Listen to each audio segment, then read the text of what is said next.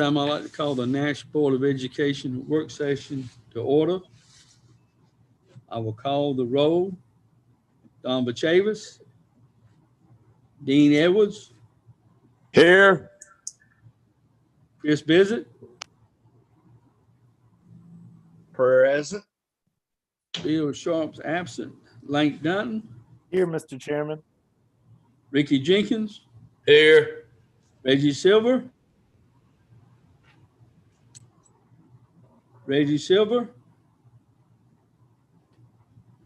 LaShonda Washington, Here. Evelyn Bullock, Here. Sharonda Bullock. Here. Thank you. At this time, I will entertain a motion to adopt the agenda.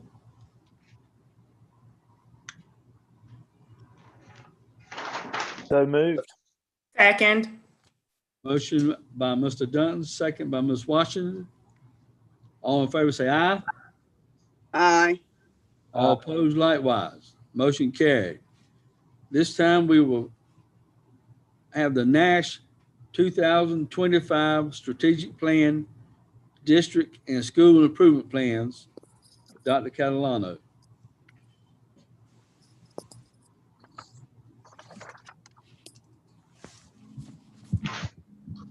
Good evening, Chairman Lamb, Vice Chair Washington, and members of the board.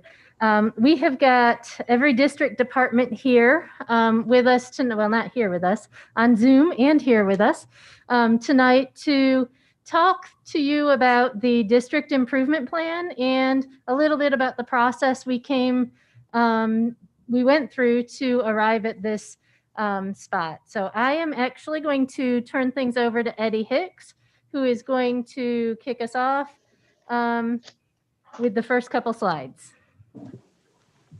Okay, thank you, Dr. Catalano. It's my privilege to get this ball rolling. So if in taking a look at this first slide, it describes the initial steps that our team took in development of our plan. And we maintain special emphasis upon alignment of school plans with district priorities and focus areas. So you can see that the four initial steps that we took were to conduct a needs assessment, identify strategic priorities, goals, and key performance indicators, and then complete focus areas for year one, and then to work with our schools to develop, help them to develop their school improvement plans as well. Can we go to the next slide, please?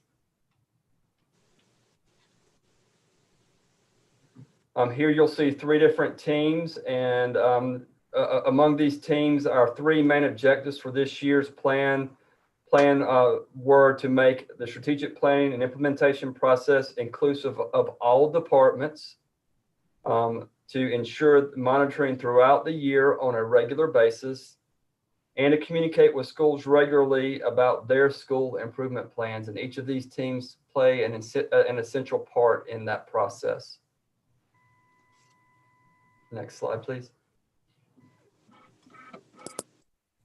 In any plan, it is important to develop a timeline with established dates for benchmarks.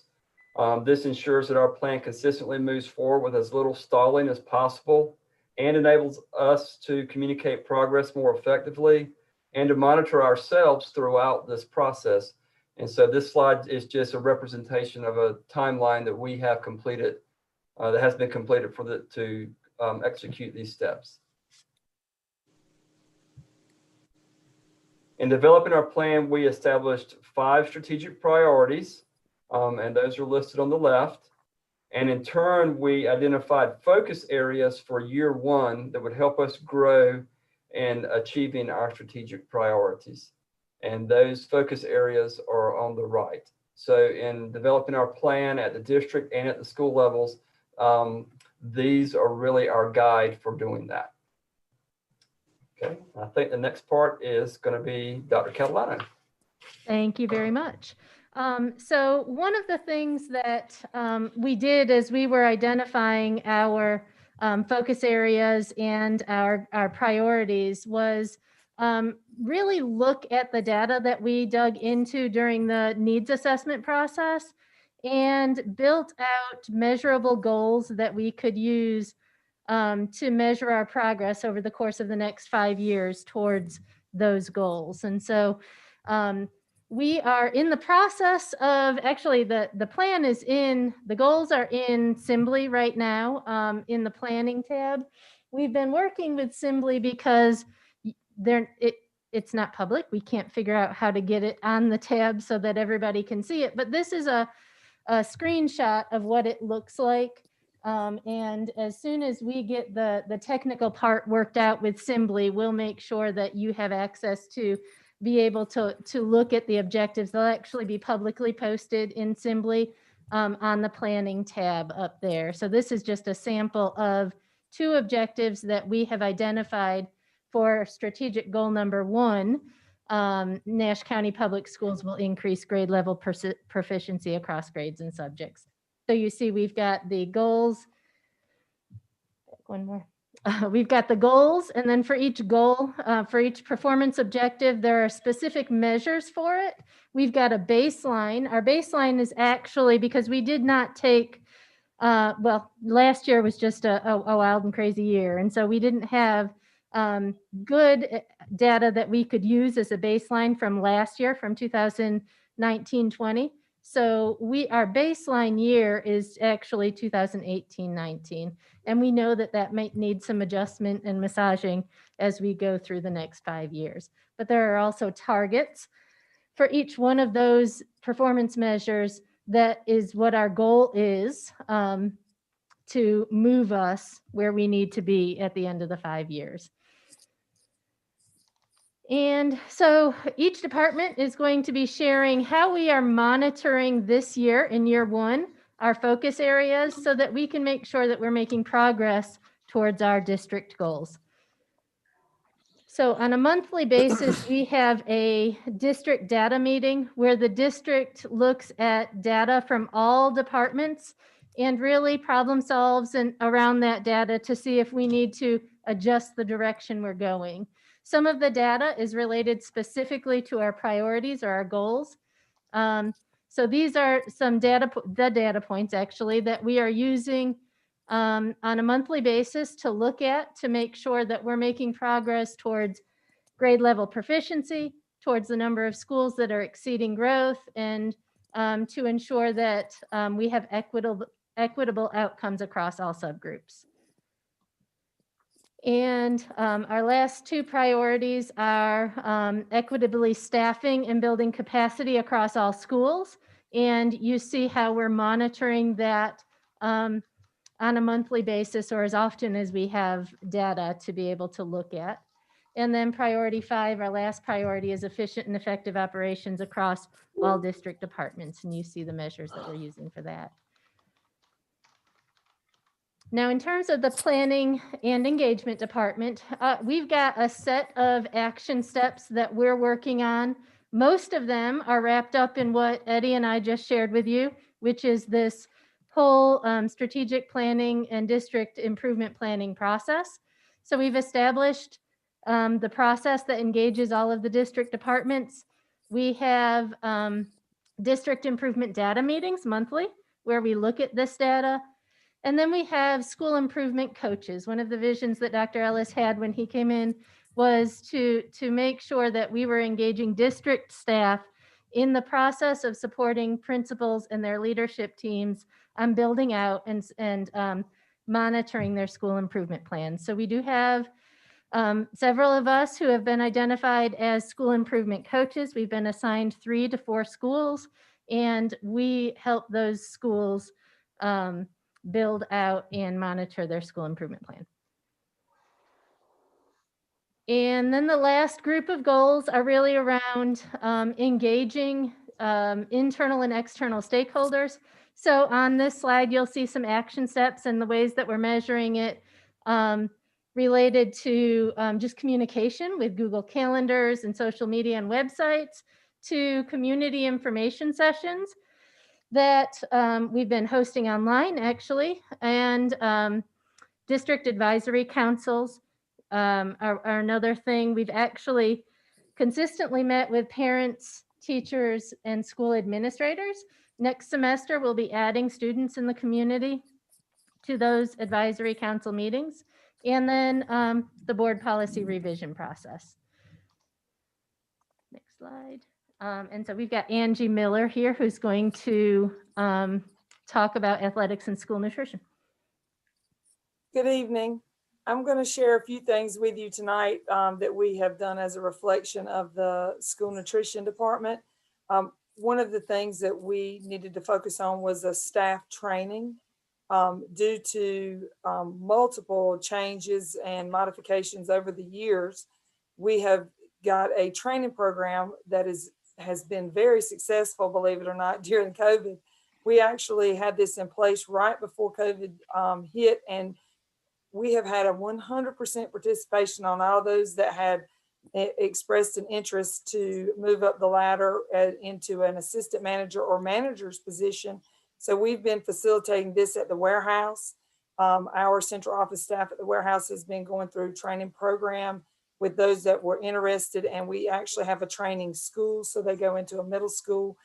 It's actually at Parker Middle, so that our staff of supervisors and dietitians can work with them so that there's an easier flow into different positions up the ladder with child nutrition. As well, we've been working with all of our coaches and athletic directors getting state and national certification. And I'm very proud to say that all of our athletic directors have got national certification at this time that are at the high school. We're getting our middle school involved, which are one of the districts in the state getting middle school athletic directors involved. And all of our coaching staff has been a part of this national certification. And we have had a large drive. As a matter of fact, Rocky Mount High School right now is the only one at a level 3 in the whole state that is national certified at level 3, meaning all of their coaches have participated in all of the classes and activities, some of which began before COVID. So we're really proud of that. And then based on the training programs as it relates to child nutrition, we've been using that and the staff evaluations. That is not necessarily only done at the school level with the principals, but our supervisors meet with the principals, go through the evaluation process so that the paperwork on our end, we can show that these are things we need improvement on. And we do with feedback from the principal evaluations and give feedback for growth. So I feel like it has strengthened our program in both areas. Thank you.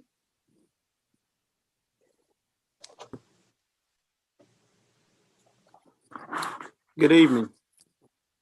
The maintenance department is going to be utilizing a new software package, energy management software, that we're loading on all of the principals' computers so they can monitor their energy use monthly. What we're hoping to do is, if we give them a little buy-in in controlling energy consumption, we will give them an award at the end of the year. Could be a small capital project or something they're looking at wanting to add on their campus. And it lets them see basically what we're spending just at their school level in a year from energy consumption standpoint. And we're going to monitor that as number of schools awarded. We've also cross-trained the maintenance department staff to increase capacity and improve efficiency. We're monitoring this through number of staff trained, the number of maintenance work orders received, and the number of maintenance work orders that are completed. And monitor effectiveness of local control of custodial services. And this will be monitored through a quarterly average score. What we're doing is, since we have just taken over the custodial program as a whole, nothing is contracted. It's all going to be in-house. The manager is going to rate these schools quarterly. And we're going to use a year's worth of quarterly averages basically to rate these schools in the cleanliness and how the schools are doing.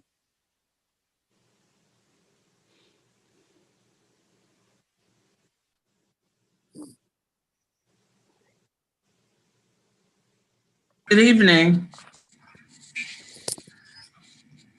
The finance department's main goal is to ensure that their internal controls, our internal controls are in place so that we are in compliance with federal, state, and local policies. And we're going to measure that by looking at, on a monthly basis, positions allocated or dollar allotments allocated to us from the state versus what we are using, what we've expensed, so that we can stay in compliance with state regulations. We are also monitoring the payroll activity, and this is again policies of the state of North Carolina. We have a system that lets us know what payroll exceptions we have, and we have to monitor those, and we are monitoring those monthly to make sure those are resolved and in compliance with the state regs.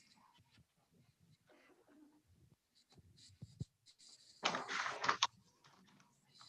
think there's another page. Is there another page for finance? Thank you. Our plan is, as I said, we're maintaining, making sure everything that we're doing is in compliance with federal, state, and local policies that govern accounting and financial reporting. In order to do that, and also to prepare and make sure one is aware of all procedures, we are creating written procedures for everything that we do, which will also include a cross-training effort so that people understand more than just what they are doing day to day, that they understand the full scope. And I will say that so that no one is working in silos, so that everyone understands their work and how it impacts the full scope of the work that the finance department does. And we are measuring that by a number of written procedures that we develop and document, and making sure that not the person who is creating them, but another colleague can actually follow those procedures as we are drafting and creating those.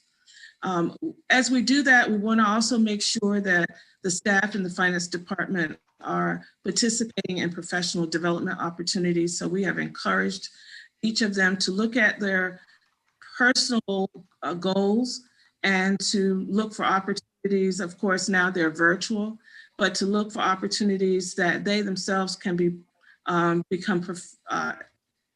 professional development in, and which will also benefit the department. We are the keeper of information, of all financial information. So we are taking on the responsibility of training principals and anyone else who comes on into the school system on school budgets, so that they are able to understand the funding sources, how the funds work, program report codes, the timelines for the fiscal resources are received, and also when they should be used, so that they are able to maximize their the financial resources that are provided to them.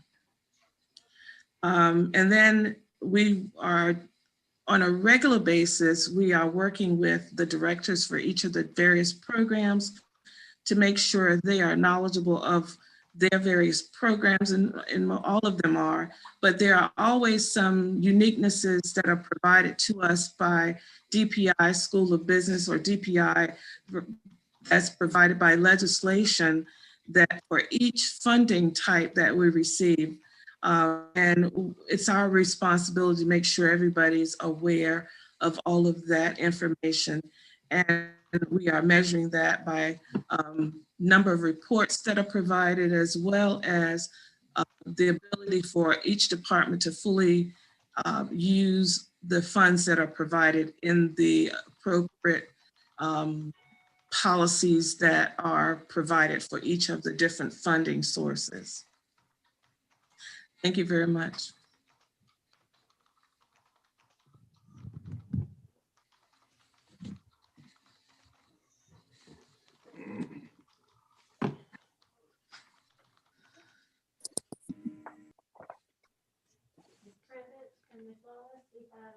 Human resources next.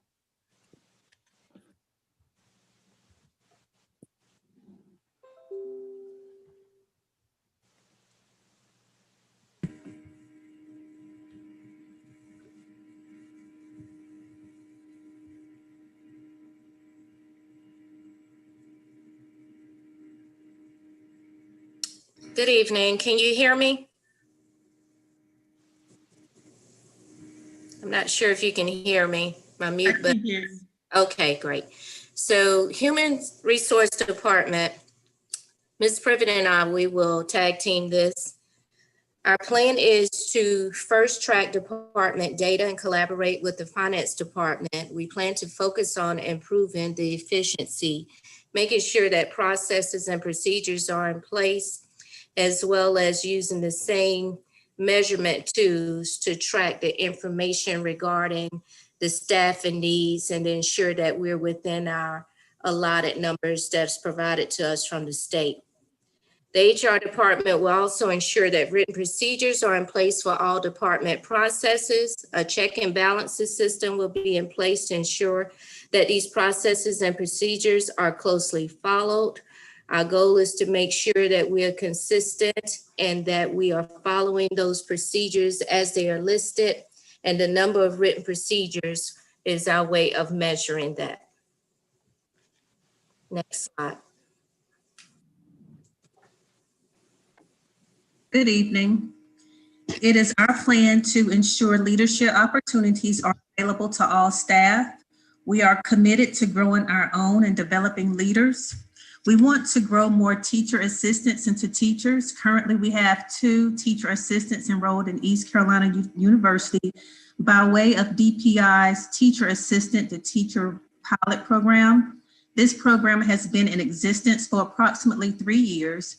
DPI provides funding for select districts to pay tuition, $4,500 per academic year for teacher assistants to enroll in an accredited college or university in an education program in one of 3 areas, and those 3 areas are special education, elementary education, or middle grades education. We have partnerships with various colleges and universities and have placed student teachers in some of our schools.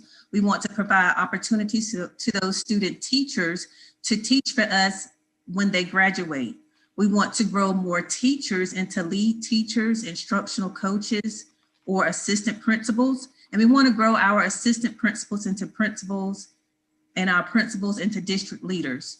We will work collaboratively with our academics and accountability department with professional development offerings.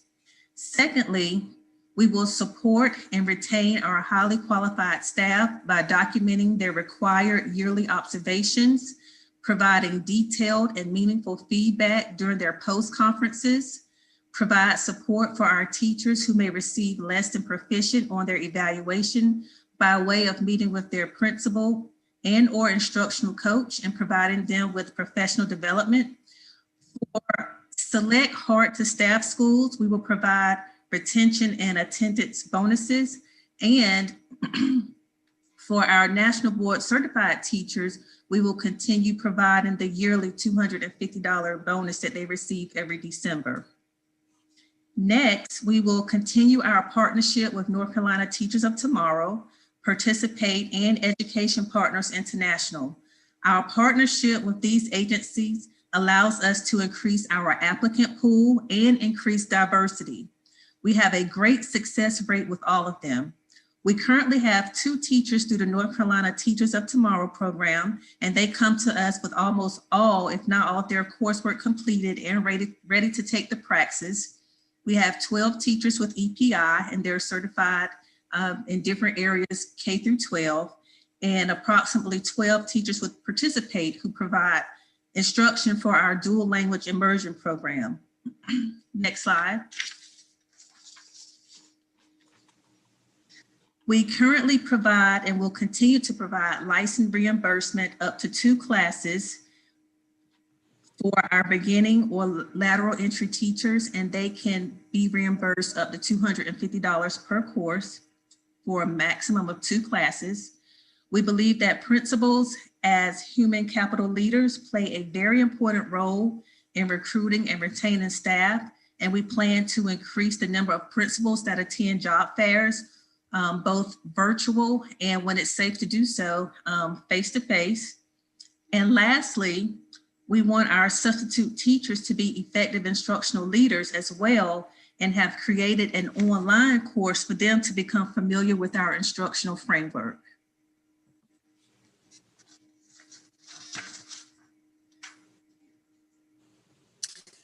And our last slide, our plan is to hire newly hired teachers to our public school district with beginning and lateral entry first year experience. They will be required to take an online course built around the county's instructional framework as a part of the new teacher orientation process.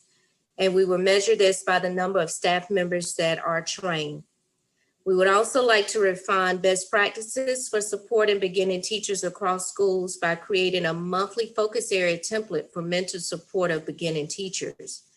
This will be measured by a detailed mentoring log that will include the average number of meetings beginning teachers spent with their mentors. We will also monitor beginning teacher support provided at each school by visiting schools to observe beginning teacher meetings and monitoring the mentor logs.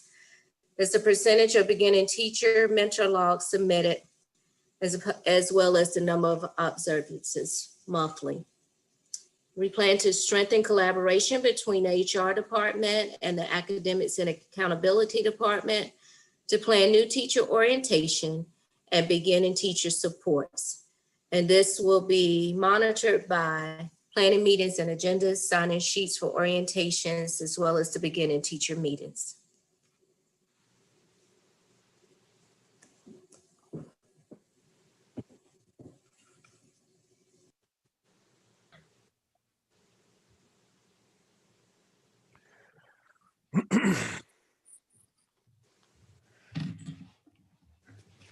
Good evening. The Academics and Accountability Department had several action steps as a part of the strategic plan. The first focuses around remote learning, and our remote learning plan was submitted to the Department of Public Instruction in July. It encompassed 15 components, and those components ranged from teaching and learning to providing professional development.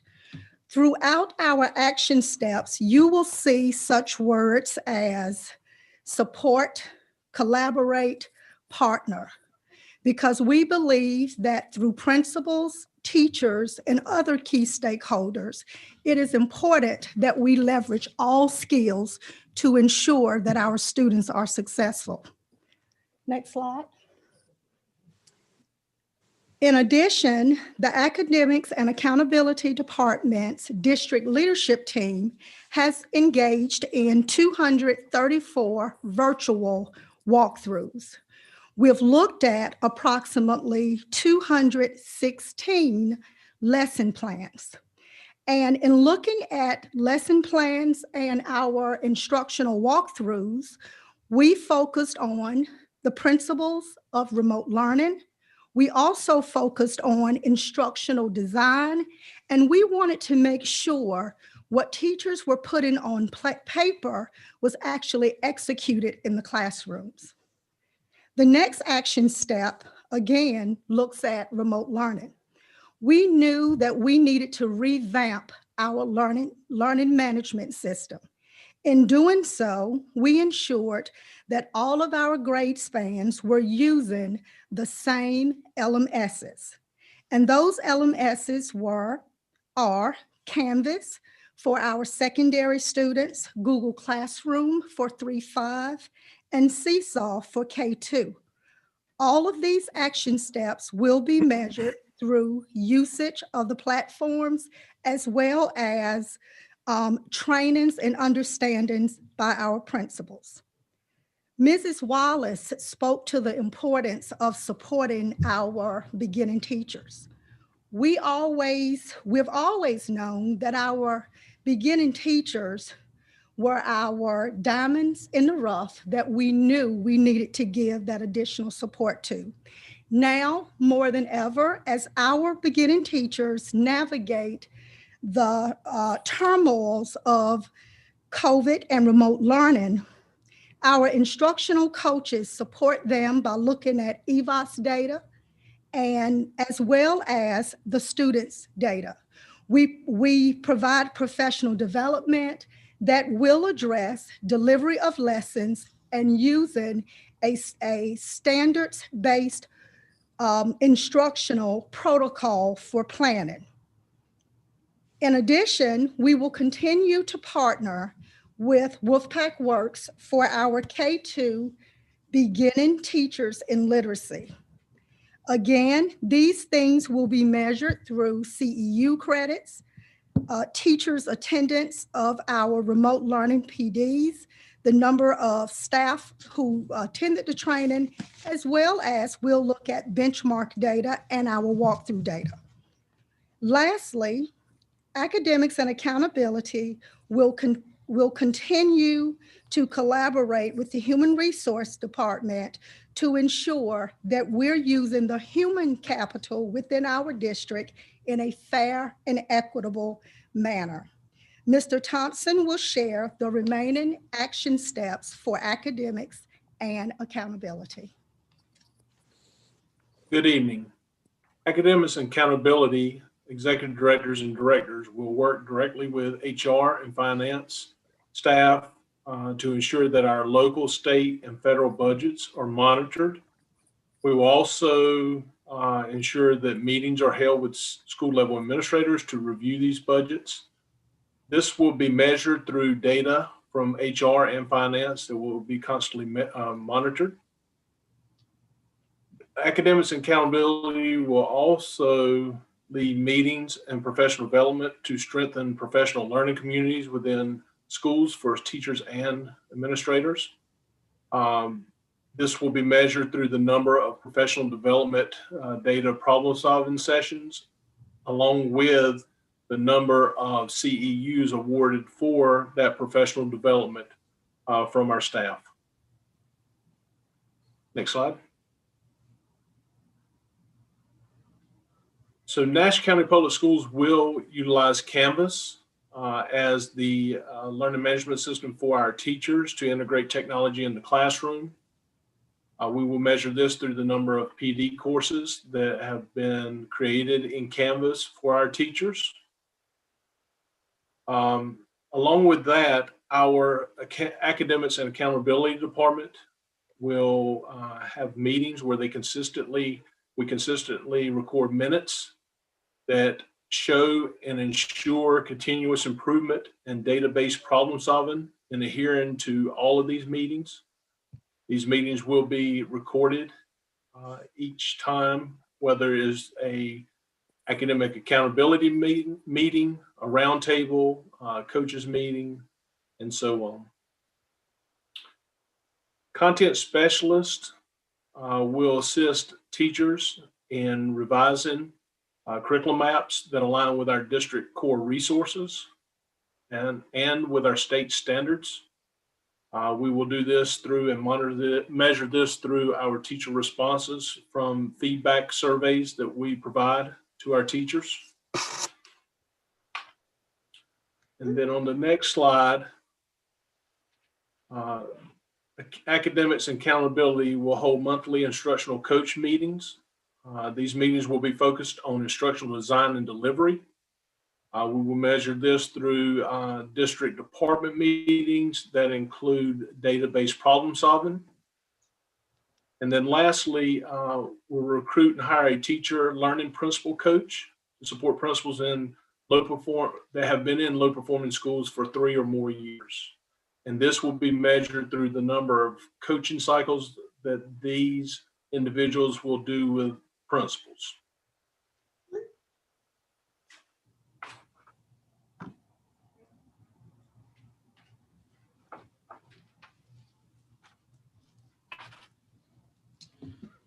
Good evening.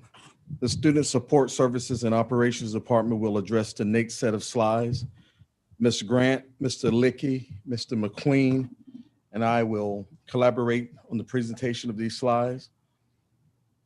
All schools in our districts will have a school-based mental health services to address mental health needs, improve behavior, and increase the academic functioning of students. We will work with parents, faith-based community organizations to increase two-way communication so that our community is aware of the work that's being done throughout our district. Social workers will work with their principals and their schools to create school-wide plans to address student attendance issues.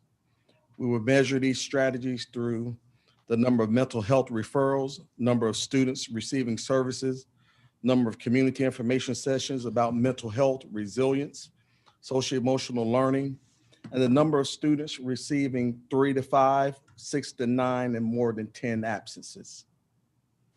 Next slide, please. We will decrease the number of out-of-school suspensions and loss of instructional time by strategically using our alternative to suspension programs. We will monitor department goals, initiatives through monthly and weekly meetings within the department. We will measure these strategies through the number of students assigned to alternative to suspension programs and the number of database problem-solving meetings that's held within our department. Next slide. We have revised our code of conduct that defines the levels of school of discipline, the possible discipline consequences that are age appropriate, which will make discipline more consistent and uniform across schools while giving principals the autonomy to make decisions within their school. The implementation of Educators Handbook, which is a school discipline management software program, will increase the efficiency of school level discipline processes and help analyzing school discipline data in a timely manner and the uploading of discipline into Power Schools in a timely manner. We will measure these strategies through the number of ODRs, the number of out-of-school suspensions, number of in-school suspensions, the number of long-term suspensions, and the recidivism rates. Ms. Grant. Yes, good evening. As we continue to fill our staff's toolboxes with strategies to recognize the social emotional needs of our students and then to effectively match those needs with interventions that can help close that gap, we've really honed in on resiliency and youth mental health first aid professional development that's really increasing our staff's emotional literacy and the use of multi-tiered interventions. We're also looking at building our own district resiliency resources. We have 2 already in our district, and they are providing monthly resiliency power hours and also resiliency emails to the staff so that we can really also focus on our adult social emotional needs as well. We are also continuing to work on the skills of our staff to address students in crisis situations by providing North Carolina crisis de-escalation intervention training and CPI, which is crisis prevention intervention training, which really hones in on a verbal de-escalation technique so that we can help students in crisis. We're also within our Tier 1, which is a means to address the needs for all students, continuing to work on the fidelity and implementation of CHAMPS and our PBIS frameworks to increase positive interactions between staff and students and decrease the incidence of classroom infractions that lead to out-of-school suspensions and our other placements. Next slide. And then we shift over to the academic side of our interventions. So our MTSS coordinator had facilitated the administration of the FAMS, which is the facilitation assessment of MTSS within our school, within each school. And that's been done annually for the past 2 years.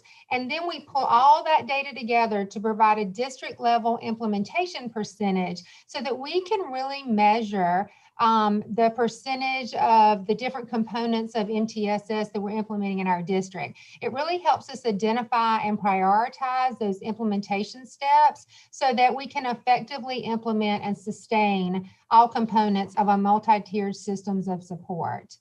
We're also, when we looked at our percentages from this past year, database problem solving was one of our lower percentage areas that as a district we knew we needed to hone in on. So our MTSS coordinator will provide coaching and support to school teams in implementing that database problem solving effectively within existing teaming structures to address equity gaps.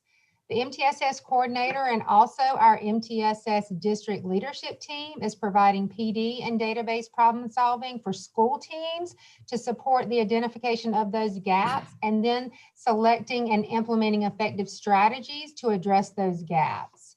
The last part is the implementation of an effective tiered intervention system that we knew, again, identified in the FAMS was an area of weakness for us. So we have created and we are going to be maintaining and ensuring the use of intervention matrices to guide effective tiered academic interventions that will increase student achievement in reading and math.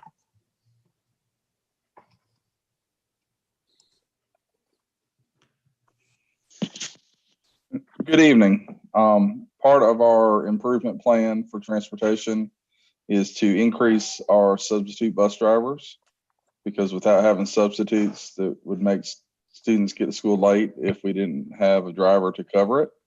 And we're offering bus classes and trying to get some school-based people in on our sub list to help increase that list. One big part of this is to monitor our late bus arrivals. And if the students can't get to school on time, then they're obviously going to miss out on instruction. So we're going to monitor every month buses that are late and put changes in place to hopefully eliminate those or reduce those to a minimal amount. One of the new things is to work on an equity training program to develop, and we're going to measure that by how many people we've trained. And the fourth part of this is operating in the most efficient manner without sacrificing safety to hopefully get as many kids to school with minimal ride times and focus on our at-risk students and increase number of buses in those areas to get them there and hopefully be successful.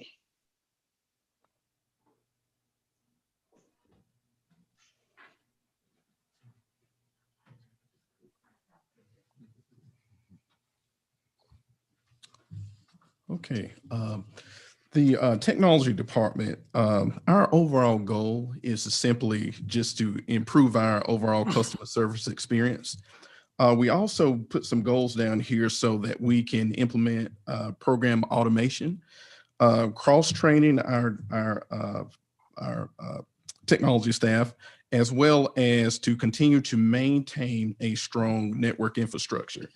One of the two things I wanted to focus on tonight is the cross-platform functional teams. We all know that when you're thinking about investing, one of the first things that they teach you is you don't put all your eggs in one basket. So what we've done is we have cross-trained some of our technicians. So in the case that someone is sick or something happens to someone, what we've done is created some resiliency and some redundancy there. And one of the other things I want to talk about is the department will increase the automation of key processes for to improve the department efficiency.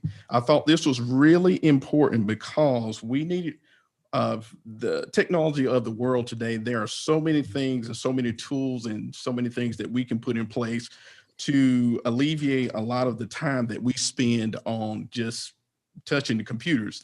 And for example, one of the things that I'm talking about is if you go in a classroom and sometimes that we have to image a computer or something, a lot of times the technicians will have to take off the data first and then re-image the computer, put the data back on, and then install a printer, install this and install that. And it could take up to an hour and 30 minutes at times. So by putting automation in place, our motto will be, if you can't fix it in 15 minutes, re-image it and walk away. And so what that means is automation like backups, automation with printer installs, automation with what's the other thing I'm saying? Yeah, so just automation just with all of that. And it's possible because I've done it before. And we're going to do that here because that's going to save us time, and we can really put the time and our effort in places in areas that need more attention. One of the other things I wanted to talk about, and like I said, all of our goals is more so with customer service experience.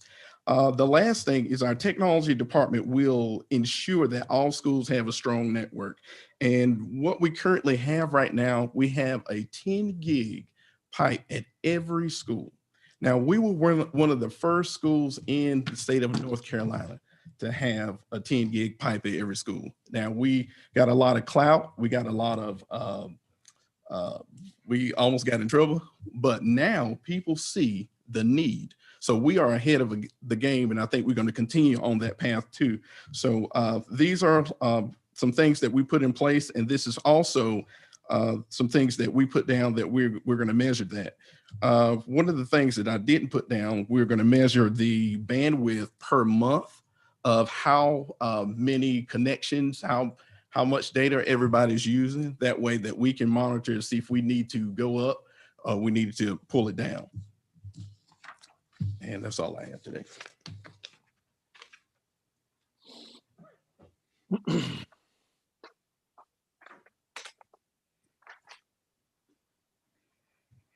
So as you can see, every department really has come together. All of those data points that everyone talked to you about are what we look at on a monthly basis. So it's not just the technology department looking at their own data, but the whole district team comes together to look at the data and to see where we can make connections and where we can move forward. One of the other things that we've done is share this information with principals so that they can align their school improvement plans with our focus areas for this year. So there is a link in here to the school improvement plans, which we will be requesting that you approve in the regular session as well. And we are open to any questions that you may have related to the district improvement plan as well. Any board members with any questions at this time? Mr. Sharp? How long we got? I wrote down quite a few. One of the ones that, first one's the KPIs you talked about. What's the frequency? It was sort of generic. So what's the frequency? We can always say we're going to measure. Well, how do you know you're affecting change? How frequently will you publish that data to show that you're impacting change? Right. So the KPI that you saw that is in Simbly is our long-term measures. So that's what is in Simbly is going to be a yearly check of where we are at the end of that year. The data points that each department shared with you are our short-term measures. So that's how we're measuring whether we're making progress towards those key performance indicators that are in Simbly. And I'm not asking about the long-term. I'm asking about the ones that were presented tonight. Case in point, number one, maintenance department, as far as incentive programs for, and I can't go back.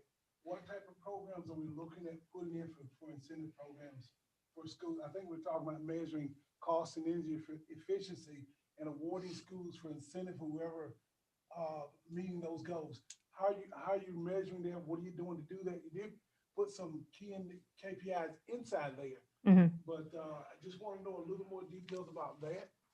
And I guess it's a Shannon thing because it is. That's his KPI. The other thing, go ahead.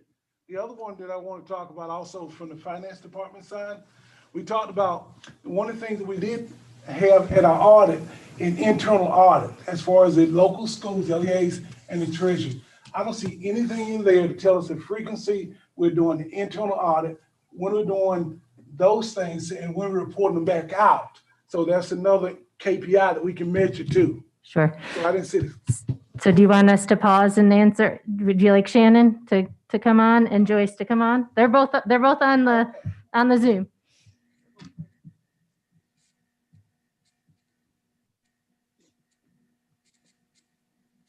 Tremaine, if you could go back to the maintenance slide.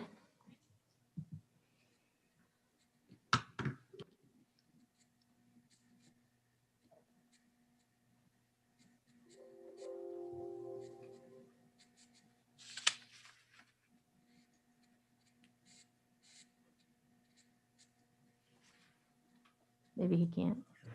While we're trying to get the slide up, Shannon, if you don't mind unmuting and talking a little bit about that energy savings incentive. How you measure is what you're asking, Mr. Shaw. Okay, I caught the tail end of that. I couldn't hear the volume. Was it the energy management piece he was asking about? Actually, Shannon, it was both. I know you talked about the energy management system, but there was also, you had incentives for that as well. Yes, what we're looking at doing is having principals monitor their monthly. We put it on their computer where it's a read-only file where month to month, they can track their utility cost. We do have a benchmark year, so we've had monthly invoices entered in for a year so that they've got a year to look at. What we were looking at doing is trying to get them to buy in more because they really don't understand what it really costs to operate that facility from year to year. What we're trying to get them to do is to buy in on energy conservation and give them a portion back to give them some incentive to help save on the utility side. It may be a small, we haven't really come up with a monetary amount yet, but a small capital project that's something they would want to see done on their campus. It would be a small percentage of the savings that they would accrue. Does that make sense? It does. And when it comes to the incentive side of it, I think you also mentioned something about giving them the data so they can be, my perspective, more accountable for the costs they spend inside their building. I think that's what you're looking for. Right. So if you're doing that, and if you're measuring that every month or whatever, when you peak or go outside of what the goals are, there should be some accountability explaining why we did not meet our target or why we exceeded what we said our goals are. I didn't see that in that plan anywhere either. No, we're just bringing this up. What we're really wanting to do now, we've also got to look at cost increases. You've got to look at weather. There's got to be several factors figured in. But if you're constantly looking at a month to month, either increase or decrease, and they can see these real time as these bills are entered in, they can see where they're either doing really well. So, and we're measuring this through a 12-month period and not a month to month. So they can see monthly how they're doing based on their previous year. I think it's a great idea because if you look at your regular utility bill that you personally get, they show bar charts so you can see why you're doing, where you were the previous year and how you compare to this year. You measure your spending. Thank you. Joyce. Tremaine, if you could go to the finance slides, there you go. Hey, can we get back to that incentive and accountability program for a second? Sure. Yes. The only concern I have, and I'm getting text messages like crazy on it, is nobody wants their kids to suffer through cold and through heat for a principal to get an incentive. So let's just be careful with that, okay? So Shannon, I don't think we're going to be able to touch thermostats, and you tell me. That is correct. They won't have that much flexibility. We have that built in our energy management piece. And I think at the end of the day, if it's like it's always been, you've got thresholds to the point where you get pushback where the cost does not benefit the anguish that you get, if that makes sense. Makes sense. You ready to go to finance? Okay, Joyce? I think I heard Mr. Sharp, you were asking about the internal audits for the schools. We haven't specifically said or listed that right now. However, our part of what we do for internal controls extends to the treasurers and in the work that they do. We work hand in hand with them. So there is a person on my staff who is working directly with them. And we do have a plan to make sure we are actually going out on site and that we're preparing for that, reallocating resources so that we can free that person up to do that. But also, we're still working with them month to month, helping them to understand what fiscal responsibility is, the best practices, what they are supposed to be doing as far as all of the financial reporting, so that they also implement internal controls on site where they are. I guess my question is, that should be a part of your objectives for what our plans are, and I didn't see that anywhere because it was actually a part of the audit finding that we did have some discrepancy in local schools, and I was surprised not to see that in your objectives as far as the finance department. Because you can't measure that. Right. Well, we will add it. So you're Be clear. referencing if it's a, say, if bookkeepers meet monthly with finance department to verify their books. At any point in time during the school year, I can walk over to from the finance department, go to any school and says, give me your book. Show me books. And let me audit them. Without them knowing you're coming, that's the purpose of an audit. They don't know. Right. That would keep the people on top of what they're supposed to be doing. Okay, we will add that to our items, our plan. I really don't have a question. I just had an observation. I was impressed with the mention of an alternative to suspension program, and I really would love to know a little bit more about it. Maybe not now, but just that's something of curiosity for me. And the seesaw, that K2, I like to test drive and look and see what the kids and the parents are seeing sometimes, kind of like I used to look at the textbooks. And so when parents ask you questions, you at least say, well, I know what it looks like. But if you can help me out. Yes, ma'am. We have several alternative to suspension programs. In a normal school year, our HOPE program would be up and running who serves our middle and high school students. So when students are given a discipline referral and it may end up in an exclusionary discipline consequence, out of school suspension, then we have HOPE that's available. And it's the principal's decision to decide whether they want to offer that child HOPE. Most of the time, depending on the situation, if it's not something that's too bad, principals will offer that to students, and could be anywhere from 1 to 10 days. Parents are responsible for driving the students to the HOPE program.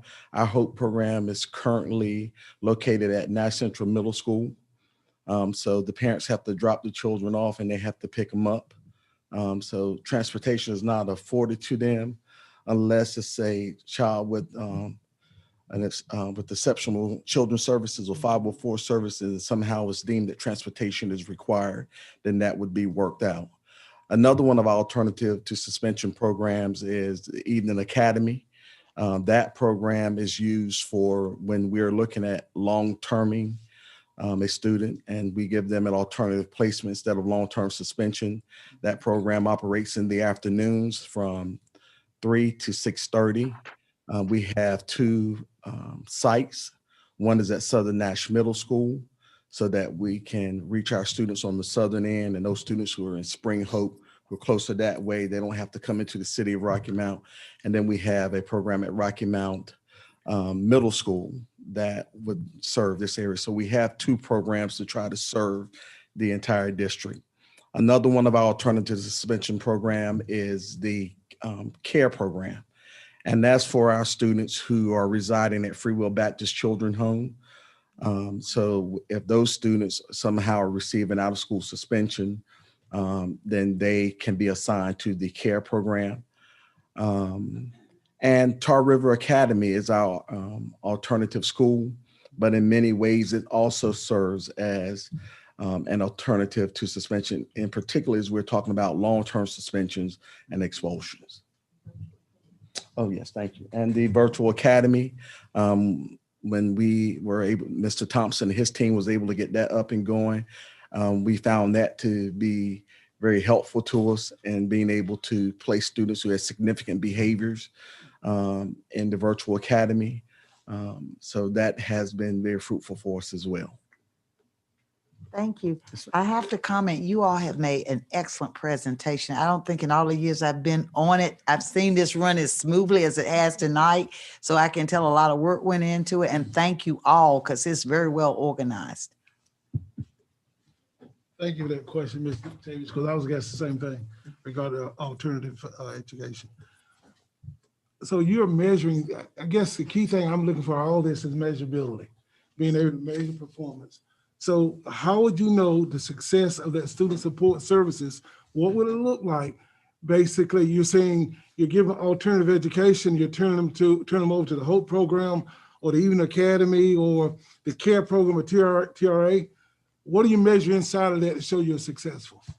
Well, we're not necessarily measuring inside of that. What we're looking at to see is the number of students who we have who would, in any other situation, they would be removed from a school setting without instruction. And how many students have we placed in one of those programs that have saved them instructional time? And that's what we're looking at. So each month when our department meet, we're looking at the number of students, we're looking at the number of discipline referrals, we're looking for the number of out-of-school suspensions, the number of in-school suspensions, we're looking for the number of students who are placed in these programs, and then we'll look at individual students to see, are these students that we have lost along the way? Did we lose them? Did they drop out? Did they drop out because of attendance? Were they dropping out because of behavior? Or were these students that we saved who would normally have dropped out because of behavior issues or dropped out because of the attendance issues, but because we were able to keep them in a structured educational setting, that we were able to hold on to these students and they were able to be successful. Even if you take a student who's in high school and at the end of the year, instead of passing all 8 of their classes, they passed 4 of them. That's some measure of success because that's a child that we were able to hold on to that in any other situation we may have lost. I mean, I see it affected attendance rates, dropout rates, pass and fail, graduation cohorts. I mean, it's just to me, a program like that, because when you miss instructional time, you're going to affect all those areas. And they could be actually touching every one of those measurements that we see that we're trying to measure based on some of this plan we have. And in any of these programs, they can come out, they don't have to stay a specific term. They can come out at any time they are, so for your evening academy, they would be placed for a specific amount of time. I've seen, a chance of back in the day, one semester might be enough. Right. They have been rehabilitated enough for 1 month. They say, well, I'd rather stay in school. And then some of it, school day. We have children who, for various reasons, have difficulties dealing with a larger setting. They need a smaller setting. And so they want to be in that smaller setting.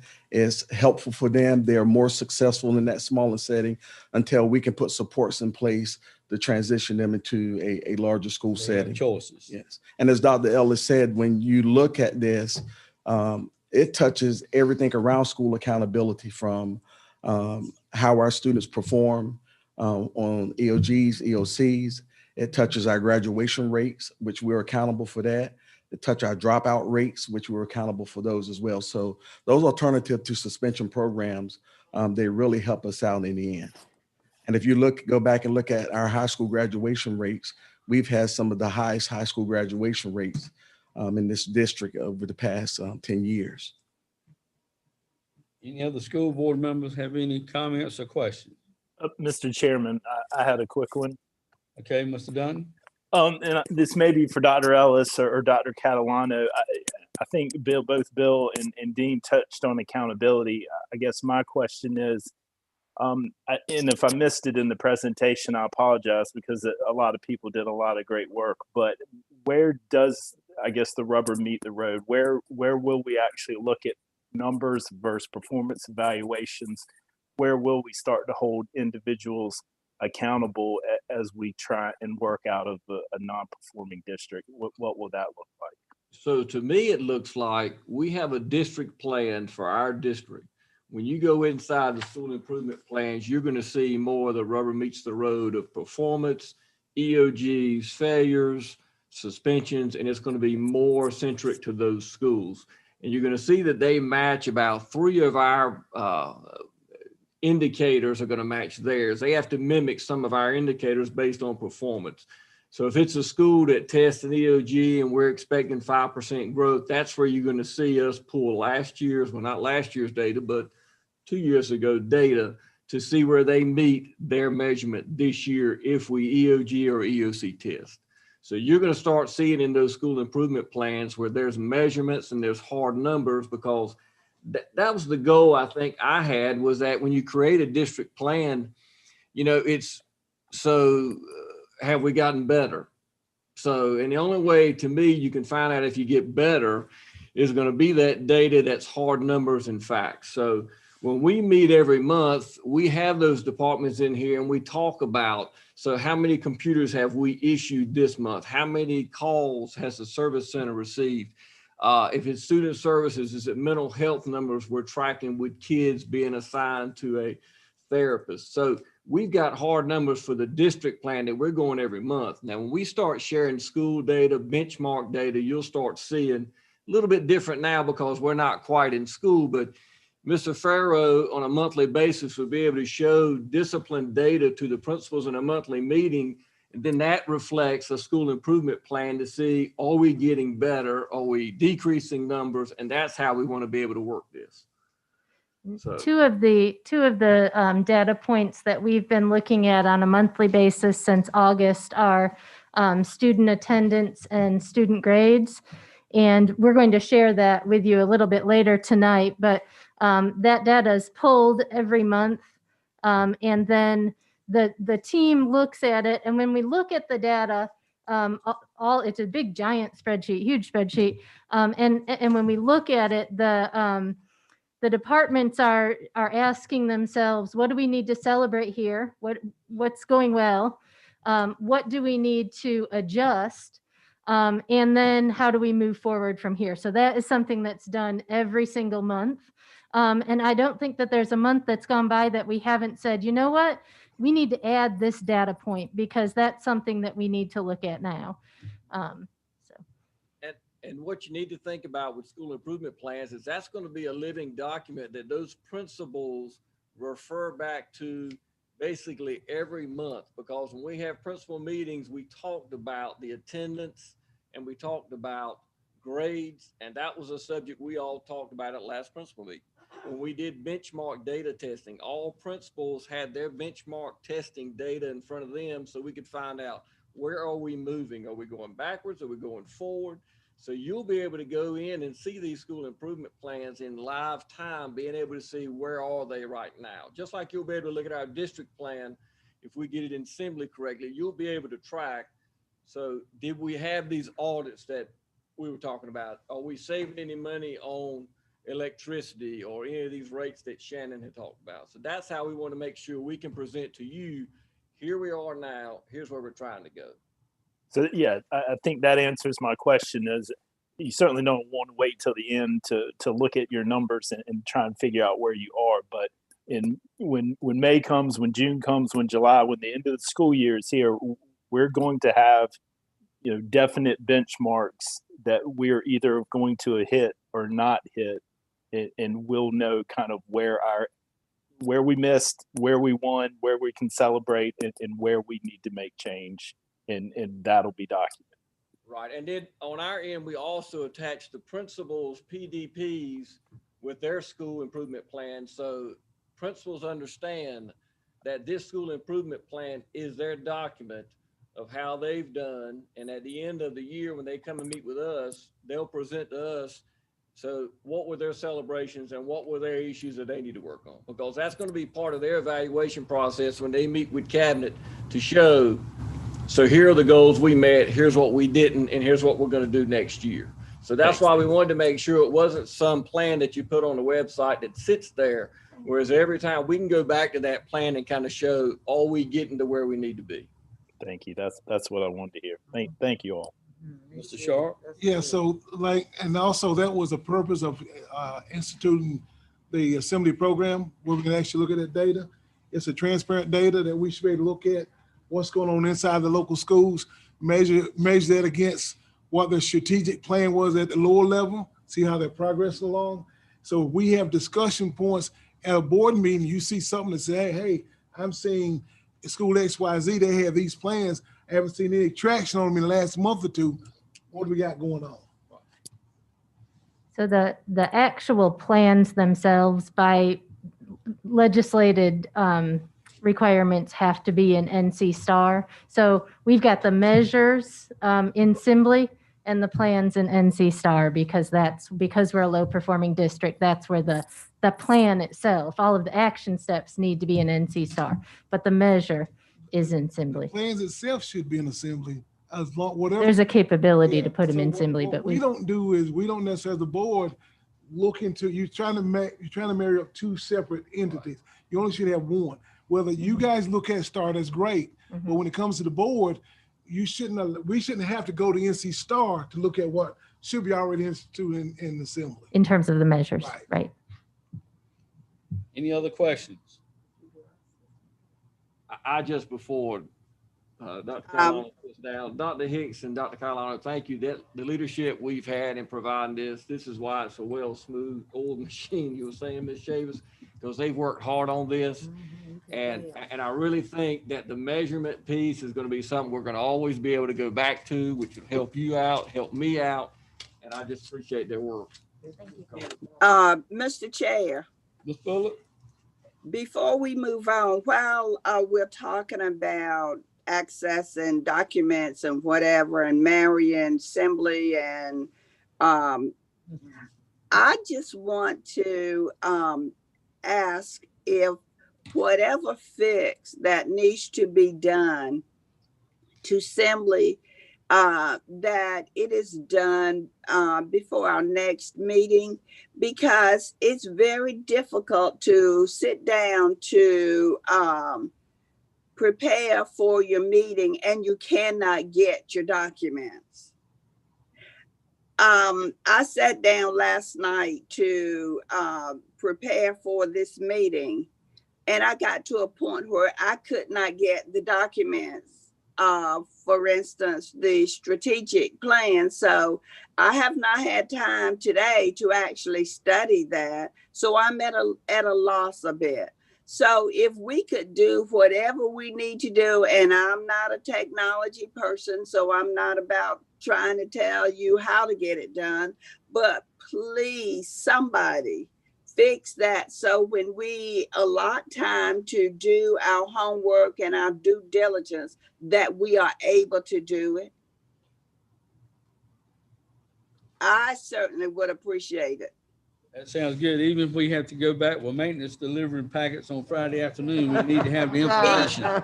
Even if we have to do that, and I certainly hope in this day and age, we don't have to regress. But yeah, because I was really frustrated last night. Well, at least you have internet, Ms. Bullock.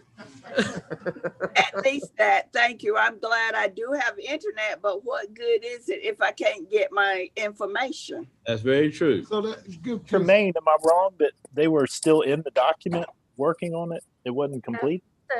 So I can explain what happened there. It actually wasn't an Assembly problem. It was a Google Drive problem. I had thought I opened up the share settings and I did not. So you can blame me.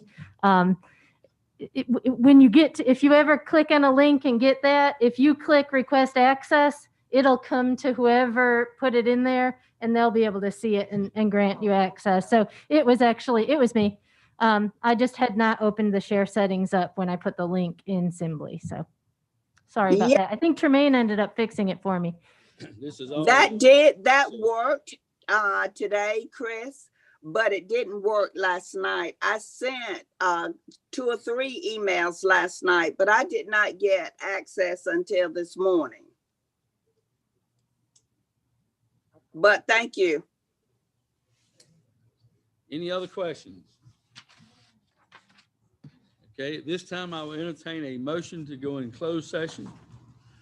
Mr. Chair, I'd like to make the motion. We go into closed session pursuant to General Statute 143, 318, 11A, 1A3, and A6 to present, prevent the disclosure of confidential personnel file under GS General Statute 115C321. To consider matters relating to individual employment of an individual employees, to prevent the disclosure of confidential student records under General Statute 115C-402, and to consult with the board attorney in order to preserve the attorney-client privilege. Have a motion. I entertain a second. Second by Ms. Chavis. Mr. Malone, I'm gonna call the roll again because we've had some that come in since we started the meeting. Just to give you a clear picture of who's present. Thank you. I was going to ask. I did pick up a couple of voices, but I was going to ask. I've got 10 people. Here we go. Ms. Chavis. Aye. Mr. Edwards. I heard him earlier. Yes. Mr. Edwards. He's probably muted. Mr. Bizzett. Present. Mr. Shaw. Mr. Dunton. Yes, sir. Mr. Jenkins. Here. Mr. Silver. Present. Ms. LaShonda Washington. Here. Ms. Bullock. Here. Rhonda Bullock. Here.